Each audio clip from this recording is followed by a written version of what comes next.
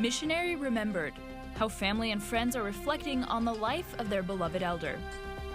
Snack Attack. The vending machine is a student's best friend. See how UVU is helping students make healthier snack choices.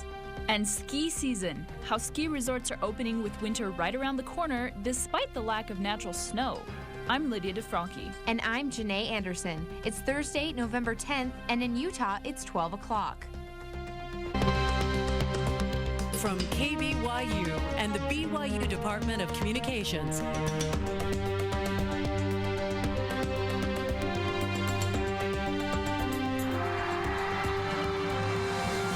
This is the award-winning 11 News at noon. Friends and family are remembering the life of a Taylorsville man who was killed while serving a mission for the LDS Church. 11 News reporter Brooke Martin spent time with the elder's family and neighbors. She's live in the newsroom. Brooke, it must be an emotional time in Taylorsville. Yes, Elder Strong's death came as a great shock to the Salt Lake community. I talked to his friends and family, and they really are dealing with a great range of emotions. Hundreds of people in Taylorsville and fellow Latter-day Saints around the world are mourning the death of Elder Trevor Strong, the 21-year-old who died Tuesday night in a hit-and-run in Texas. Elder Strong had actually finished his mission and would have been home, but got special permission to because some of the people he was working with planned to get baptized. It's just really neat that he was that dedicated to his mission and enjoyed it that much that he wanted to stay the extra time. We're really proud of the way he served. His family was looking forward to having him come home in a few more weeks, but now all of those plans are gone. Today, loved ones gather to share memories of Elder Strong and talk about what kind of person he was. Kind of had that quiet dignity about him. He was the shy one. And just this tall, dark, and handsome kid, and always just really, really sweet. Trevor was a fun-loving guy. He was really good at sports. He loved everybody. Everybody loved him. Elder Strong was an athlete who loved basketball and football. Childhood friends say he was especially good at sports. They also say Elder Strong's parents told me they picked up his twin brother at the airport last night. He was serving his mission in Arizona. The family has not made official funeral plans yet, and his companion was also killed, Elder Derek Walker of Fairfield, Idaho.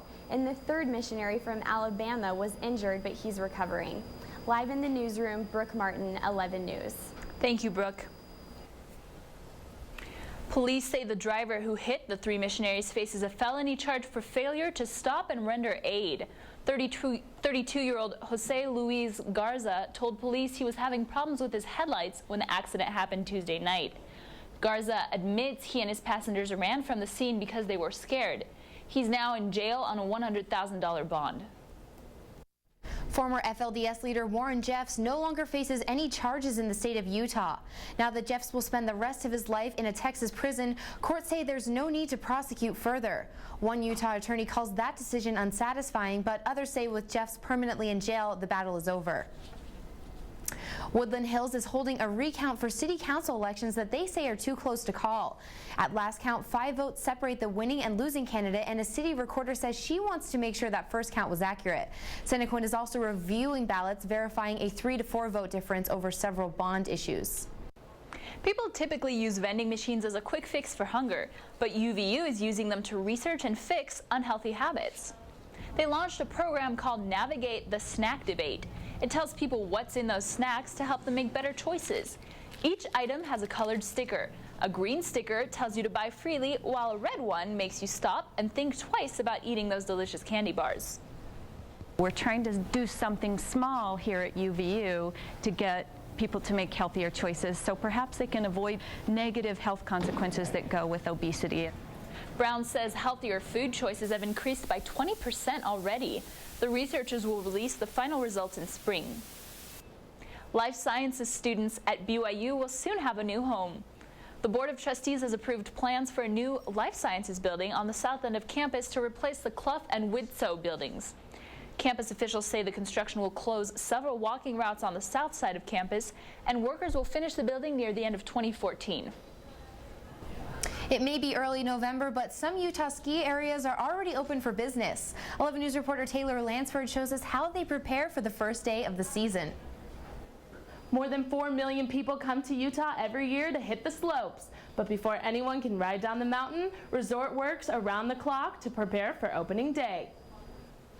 As temperatures fall, guests flock from all over the world to Utah to have a little fun in the snow.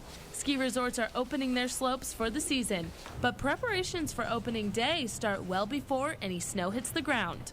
We definitely inspect all our lifts throughout the summer, all the way down to the chairs and the nuts and bolts, make sure everything's in good working order for the next season. Brighton Ski Resort gets 500 to 600 inches of snow every year, but sometimes Mother Nature isn't on the same schedule.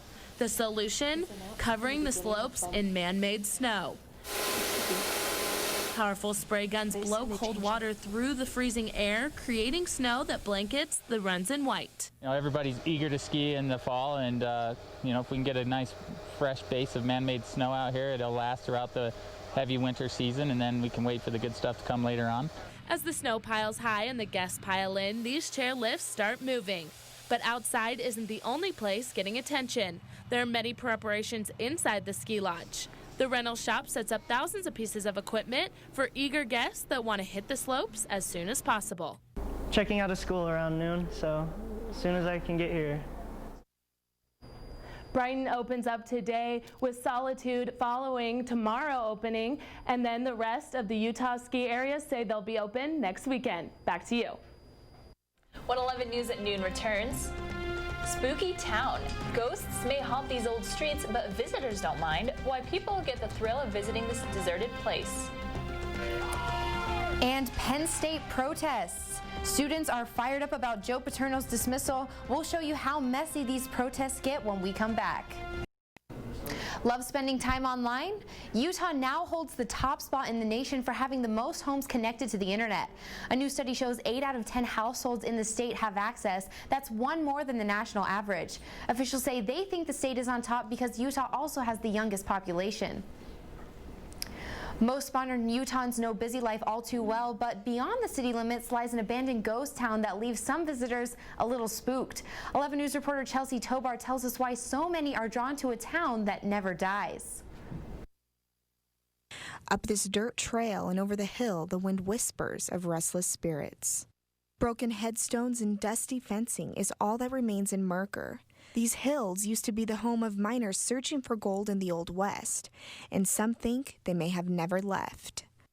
People conclude that there definitely is some sort of supernatural phenomenon in the Mercer Cemetery.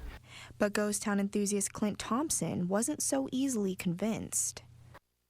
On an October night, Thompson came to this cemetery with a flashlight just like this to see if the rumors were true. And what happened that night was just a little strange.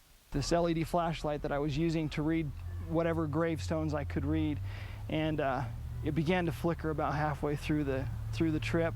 And I attribute it to the fact that I bought it for $5 at a gas station. But I do note, though, as soon as we left that cemetery, and ever since, I've never had a problem with that flashlight. The gravestone of Little Annie Jones is the only one legible left in the cemetery, and this oftentimes lures many visitors to her grave. It's surrounded by a little picket fence, and people through the years have placed trinkets and dolls on the gravesite. Little Annie may be the only name that people can read, but she wasn't the only one who lived and died in this town. Real people were born there, they lived there, daily lives there, they died there, and their bones are buried beneath those rocks. Even though people leave shiny trinkets and gifts on some graves, Thompson says this is where they should stay. Take only pictures, leave only footprints. Well, Clint, that's all I left. I just hope no one followed me home. In Mercer, Chelsea Tobar, 11 News. Clint also says that most ghost towns are on private property, so if you want to visit, make sure you get permission from the owner.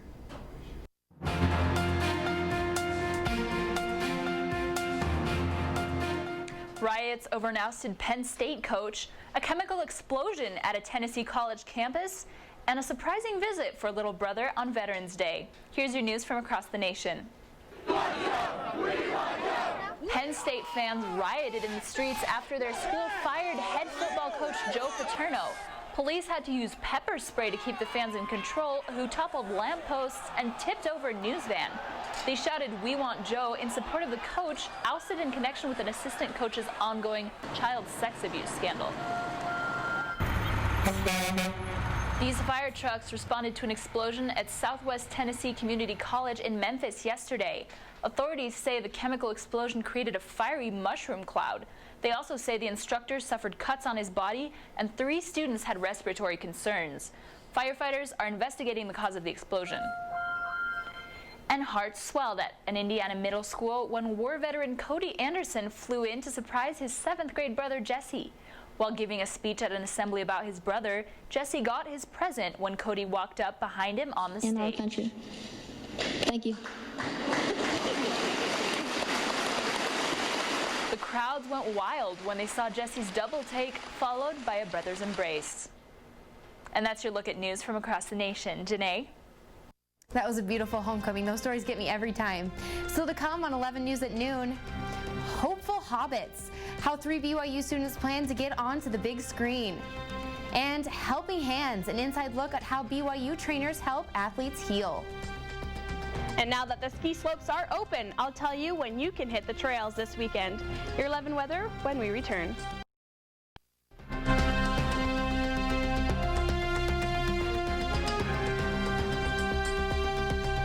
So I know it feels like every time we talk to you, we have something to complain about the weather, but I finally feel like we're happy with where things are at. Yeah, it's been really nice. I mean, cold, but beautiful. Well, I'm about to give you bad news. We spoke to you soon, didn't we? Yep, we sure did. Shoot. There is going to be snow this weekend, but at least for today, we've got a nice school day out, a great day outside. Just a few clouds in the sky. Those fall leaves are falling off the trees, so they are, as they fall faster and faster, we just know that winter is just right around the corner. And currently outside, it is 38 degrees with 55% humidity. So it is kind of cooler, but it is going to heat up to 50. So for today, with our ski slopes opening up for today, it is a good time to go out. And some of the other ski slopes will open later this month. Now what to expect, again, 50 degrees, mostly sunny. So what the clouds that you are enjoying this morning are going to stay throughout the afternoon. Also, that sunset is coming in at 5:14 p.m. So it is going to be darker and darker throughout the rest of these weeks. But just in case you are walking home from campus or doing your commute home, just make sure you're careful because it's going to be dark outside.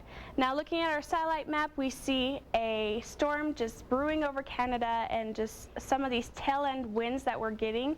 So our temperatures are not going to be affected by that, but it is going to be a bit cooler. So looking at our Utah highs for today, we are looking at some nice 40s and 50s. Logan and Salt Lake and Provo all looking into those nice 40s. And then St. George looking at 62 and Moab even going almost to 50. And for our southern day forecast, we are looking at some nice temperatures ahead. All in the 60s basically. Thursday it is going to be cloudy. Friday it is also going to be cloudy. On Saturday and Sunday it is going to have a 20% chance of rain, and then on Monday it's going to clear right up and it's going to be partly cloudy. Now for northern Utah, we're seeing a little bit of a different pattern, of course. Thursday and Friday we are seeing some clouds, and then Saturday is going to have 60% chance of snow. So when those Cougars take on Idaho, it is going to probably be snowing. So it might be the first game of the season that actually has snow. And then Sunday it is going to also have snow, just that chance of snow is going to be less at 40%. And then Monday it is going to clear up, but it's maybe be raining at 20% chance of rain. So it looks like it's just going to be one of those gloomy weekends, and then some snow, but at least if on Saturday, if it does snow, it's just going to be half an inch or less. And that rain on Monday will wash everything out, so it won't stay. Is that right? Yeah. All right. Okay. So just a wet weekend coming up. Just have to stay in. All right. Thanks, Sarah. Thank you. So one story is dominating our headlines this morning. Yeah, Penn State campus has just been turned down upside down. That's right, you guys. The students at Penn State are definitely reacting to the news, and it's a very emotional subject in the world of sports right now. Let go. Penn State Board of Trustees has fired the university president and their record-setting head coach. And loosened up. These athletes have a secret to staying fresh and ready to play. Sports is next. Stay tuned.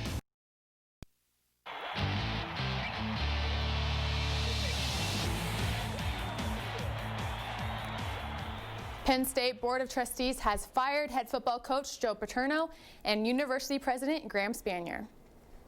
The firing comes after police arrested Penn State's longtime defensive coordinator Jerry Sandusky on charges of molesting at least 8 boys between 1994 and 2009 and the university's failure to act to prevent more harm, saying that more could have been done. Earlier Wednesday, Paterno announced his plan to retire at the end of his 46th season, which could have come Saturday, but the board made their decision in the best interest of the university as a whole, saying that the university is much larger than its athletic teams. The board announced defensive coordinator Tom Bradley as interim head coach for Penn State's last home game against Nebraska. Officials have found the vehicle in an abandoned nearby town that 4 armed men used to abduct the Washington Nationals catcher Wilson Ramos. The men took the 24-year-old Venezuelan player from his home in Venezuela last night. Police say this is a case that highlights a sharp rise in kidnappings for ransom in Venezuela. Ramos had just finished his rookie season. College athletes compete at a high level for long periods of time, and sometimes injuries are a result of the intense routine of sports. 11 Sports reporter Otavio Souza tells us how athletes heal up and compete again. Touchdowns, dunks, and spikes are the fun part of sports. But to be in shape and perform well for a whole season, BYU athletes count on a team that we don't see on the sidelines, but has an important role in BYU's victories: the trainers. Carolyn Billings is the director of sports medicine and says that sometimes they work against the clock and feel the pressure just like the athletes. There's some stress with it sometimes because you feel the need. Coaches can only win if we can get them their players on the court or on the field. Most fans don't know, but it's here in the training room where injured athletes spend a lot of their time working hard to get back in shape to compete at the highest level. The Cougars training staff has around 30 people, and they take care of more than 600 athletes. 3-time All-American volleyball player Futi Tavana is one of them. He's had 7 surgeries and knows how important this team of trainers is for his volleyball career. I spend probably just as much time as I do out on the court. Anything from physical therapy to getting warm before a practice or a game. The interaction between players and trainers develops a friendship that they carry for the rest of their lives. Just to be able to help be a part of their success is very rewarding. In Provo, Otavio Souza, 11 Sports. Besides trainers, the Cougars can also count on doctors, chiropractors, and nutritionists to help them represent the university's colors around the country. And ladies, I hate to say it, but the lockout is still a lockout. There has been no decision made, but they're meeting right now. So hopefully they'll make a decision before Friday. All right. We'll see how that works out. Keep our eyes out for that. Thanks, Kelsey. Still to come on 11 News at noon, Hobbit Quest. These 3 friends are hoping to become little stars on a big screen. We'll be right back.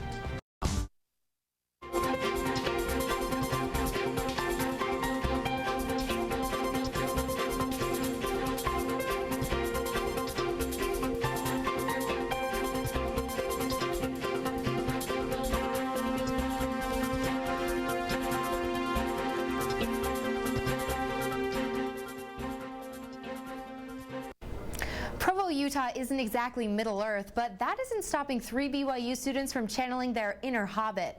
11 News reporter Anna Hayes caught up with these Lord of the Rings fans on their quest to become hobbits.